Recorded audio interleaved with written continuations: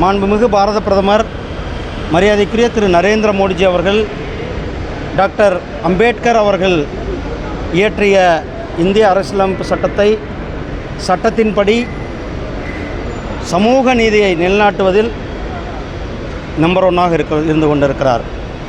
மாண்புமிகு பாரத பிரதமர் திரு நரேந்திர மோடிஜி அவர்கள் இந்த 2014 ஒரு பட்டியல் சமுதாயத்தை சார்ந்த ஒருத்தரை ஜனாதிபதியாக ஆக்கினார்கள். 2019 பட்டியல் மலைவாழ் சமுதாயத்தை சார்ந்த இப்போதைய ஜனாதிபதி அவர்களை ஜனாதிபதி ஆக்கியிருக்கிறார்கள். அதேபோல் மாண்புமிகு பிரதமர் திரு நரேந்திர மோடிஜி அவர்கள் ஓபிசி கமிஷனுக்கு அரசியலமைப்பு சட்ட அங்கீகாரத்தை வாங்கி கொடுத்தது மாண்புமிகு பாரத பிரதமர் திரு நரேந்திர மோடிஜி அவர்கள். இப்படி அதேபோல் டாக்டர் அம்பேத்கர் அவர்கள் இயற்றிய இந்திய அரசியலமைப்பு சட்டத்தை, அந்த சட்டம் சமர்ப்பிக்கப்பட்ட நாளை இந்திய அதாவது நவம்பர் 26 அன்றைக்கு அந்த தினத்தை இந்திய அரசியலமைப்பு சட்ட தினமாக அங்கீகரித்தவர் மாண்புமிகு பிரதமர் திரு நரேந்திர மோடிஜி அவர்கள்.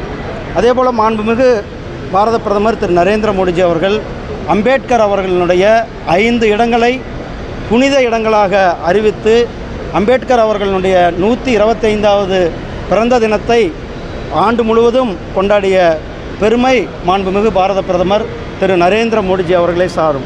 அதில் இன்னும் ஒரு படியாக சென்று இன்றைக்கு சமூக நீதியை நிலைநிறுத்தும் விதமாக இந்த லேட்ரல் என்ட்ரி என்று சொல்லக்கூடிய அந்த ஜாயிண்ட் செக்ரட்டரிஸ் ரெக்ரூட்மெண்ட்டை உடனடியாக அதை நிறுத்தி வைக்க வேண்டும் என்று யூபிஎஸ்சிக்கு அதனுடைய அமைச்சர் திரு மரியாதைக்குரிய திரு ஜிதேந்தர் சிங் அவர்கள் கடிதம் எழுதியவுடன் யூபிஎஸ்சி அவர்களை அதை நிறுத்தியதன் மூலம் சமூக நீதிக்கினுடைய காவலராக, சமூக நீதியை போற்றும் தலைவராக மாண்புமிகு பிரதமர் திரு நரேந்திர மோடிஜி அவர்கள் இருந்து கொண்டிருக்கிறார்.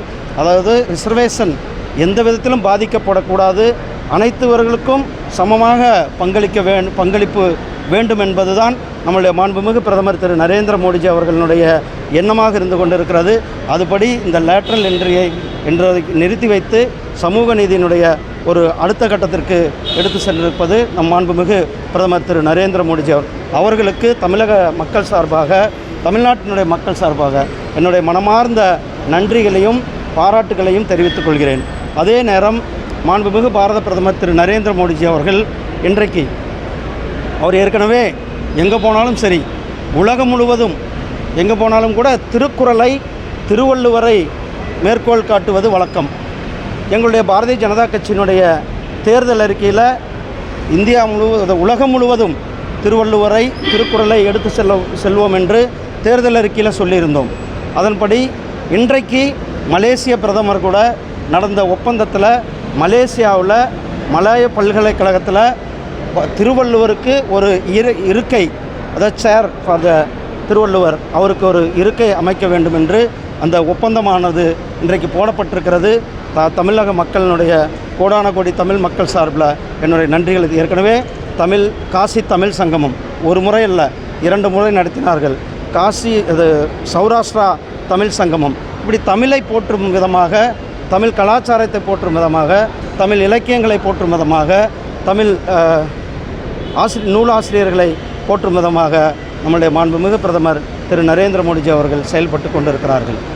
2008 பொறுத்த வரைக்கும் ஒரு சமூக நீதிக்கு எதிரான விஷயம், எதிர்கட்சிகளுடைய அழுத்தம் காரணமாக தான் பாரதிய ஜனதா அதை நிறுத்தி வைத்திருக்கிறது.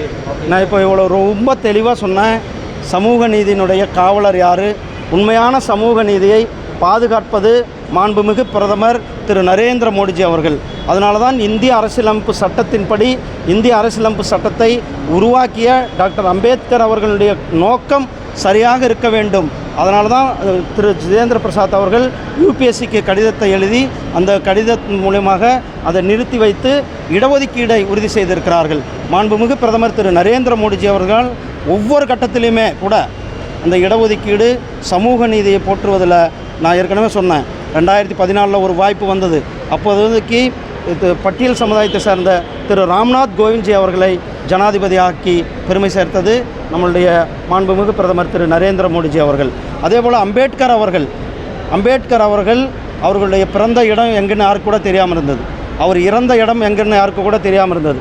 அவர் அவர் மும்பையில் வாழ்ந்த இடம் அவர் தீட்சா பூமி என்று சொல்லக்கூடிய தீட்சை எடுத்த நாக்பூர், அதே போல் அவர் லண்டனில் படித்த வீடு, இப்படி 5 இடங்களை கண்டுபிடித்து அந்த 5 இடங்களையும் இந்த நாட்டிற்கு புனித ஸ்தலங்களாக அறிவித்தது நம்முடைய மாண்புமிகு பிரதமர் திரு நரேந்திர மோடிஜி அவர்கள். அது மட்டுமல்ல, 125வது வருடத்தை அம்பேத்கர் அவர்கள் பிறந்த 125வது வருடத்தை இந்த நாட்டினுடைய ஒரு வருடம் முழுவதும் அந்த பிறந்த தினத்தை கொண்டாடி அந்த 125வது பிறந்த தினத்தில் காயின் வெளியிட்டார்கள் மாண்புமிகு பிரதமர் அவர்கள். இதில் சோசியல் ஜஸ்டிஸினுடைய அடிப்படை தத்துவம் பிறராமல் சோசியல் ஜஸ்டிஸை இன்னும் அதிகமாக எடுத்து செல்வதற்கு இன்றைக்கு இந்த லேட்ரல் என்ட்ரியை அவர் நிராகரித்திருக்கிறார். ஏற்கனவே 2020 நடத்தப்பட வேண்டும்.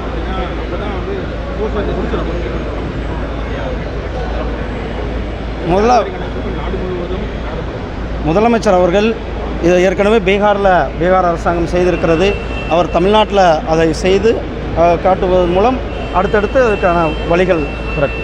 ஏற்கனவே 2014 ஒரு 15 ஜாயின்ட் செக்ரட்டரிஸை சென்ட்ரல் கவர்மெண்ட் இப்படி தான் எடுத்துக்கிட்டாங்க. மீண்டும் அது மாதிரியான ஒரு முயற்சியில் ஒரு 45 ஜாயின்ட் செக்ரட்டரிஸை கொண்டு வருவதற்கான முயற்சி இல்லை, நான் இப்போ ரொம்ப தெளிவாக சொன்னேன். அந்த பிரதமர் நம்முடைய மாண்புமிகு பிரதமர் திரு நரேந்திர மோடிஜி அவர்கள் உடனடியாக அதை நிறுத்தி வைப்பதற்கு உத்தரவு பிறப்பித்து அந்த துறையினுடைய அமைச்சர் திரு ஜிதேந்திர பிரசாத் அவர்கள் யூபிஎஸ்சிக்கு கடிதம் எழுதி அந்த யூபிஎஸ்ஸும் அதை நிறுத்தி வைத்திருக்கிறார்கள். ஆனால் இது ஆர்குமெண்ட் கிடையாதுன்னா, இது பிரதமர் அவர்கள் சமூக நீதியினுடைய காவலர்னால் பிரதமர் அவர்கள் தான். அதனால தான் இந்த லேட்ரல் என்ட்ரி யூபிஎஸ்சி கொடுத்ததை வரக்கூடாதுன்ட்டு யூபிஎஸ்சிக்கு கொடுத்து அதை கேன்சல் செய்திருக்கிறார்கள். இப்போ 2018க்கு அப்புறம் ஒரு 60 பேர்கிட்ட நியமனம் பண்ணியிருக்காங்க. அந்த மாதிரி லேட்டரல் முறையில் நியமனம் பண்ணியிருக்காங்க தான் குற்றச்சாட்டு. இப்போ அந்த 60 இப்போ நியமிக்கப்பட்டவர்கள் என்ன ஆவார்கள்? இங்கே பாருங்கள், இன்றைக்கு நம்முடைய மாண்புமிகு பிரதமர் அவர்கள் உத்தரவு பிறப்பித்திருக்கிறார்கள். இடஒதுக்கீடை பின்பற்ற வேண்டும் என்று, இந்த இடஒதுக்கீடுபடி இந்த ஜாயின்ட் செக்ரட்டரிஸ் தேர்வு செய்யப்படுவார்கள் என்று கொடுக்கப்பட்டிருக்கிறது. திமுக பாஜகவுடைய சந்திப்பு, இந்த நாணய வெளியிடுதல் அரசியல், இது அரசியங்க ஒரு ஒரு ஒரு ஒரு ஒரு மத்திய அரசாங்கத்தினுடைய அமைச்சர் ஒரு மாநில அரசாங்கத்தினுடைய நிகழ்ச்சியில் கலந்து கொள்வதை நாம் அரசியலாக பார்க்கக்கூடாது என்பதுதான் என்னுடைய. தொடர்ந்து அதிமுகவினர் பாஜக விமர்சித்துட்டே வராங்க.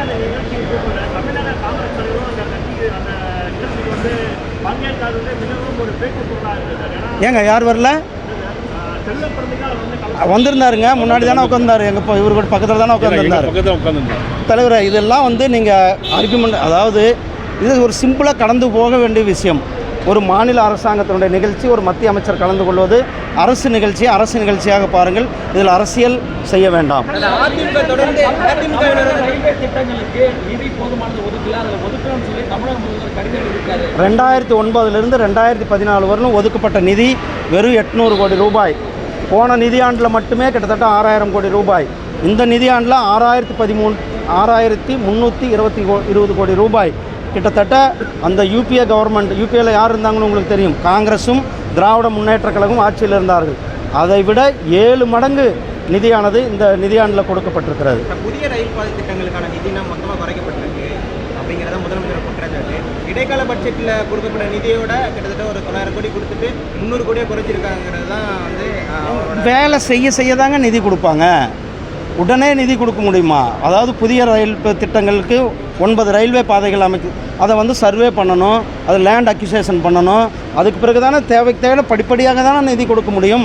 ஏங்க நான் பாருங்கள், 2009 2000 வெறும் 800 கோடி ரூபாய். இதே திமுகவும் காங்கிரஸும் ஆட்சியில் இருந்த காலம் வெறும் 800 அந்த 5 வருடத்திற்கு. ஆனால் போன நிதியாண்டுக்கு மட்டுமே 6000 கோடி ரூபாய். இந்த நிதியாண்டுக்கு 6000 கோடி ரூபாய்.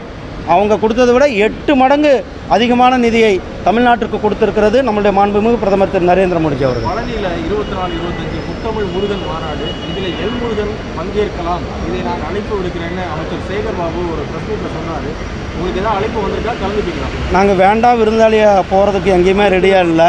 முறையான அழைப்புதல் வந்தால் அரசாங்க நிகழ்ச்சியாக இருக்கும் பட்சத்தில் அதை பற்றி பரிசீலிப்போம். அதிமுக தொடர்ந்து திமுகவை பாஜகவை கூட்டணியும் சொல்கிறது நிறுவ பார்க்குறதுக்கு என்ன காரணமாக இருக்குன்னு நீங்கள் நினைக்கிறீங்க? அதிமுகனுடைய ஒரு மிகப்பெரிய தோல்வி பயம், அதிமுகவுக்கு ஒரு பயத்தை கொடுத்திருக்கிறது பாராளுமன்ற தேர்தல் முடிவுகள். பாரதிய ஜனதா கட்சி ஒரு மிகவும் வேகமாக வளர்ந்து கொண்டுகின்ற கட்சியாக இருந்து கொண்டிருக்கிறது. அந்த பயத்தினுடைய நிலைப்பாடு வெளிப்பாடாக தெரிந்து கொண்டிருக்கிறது.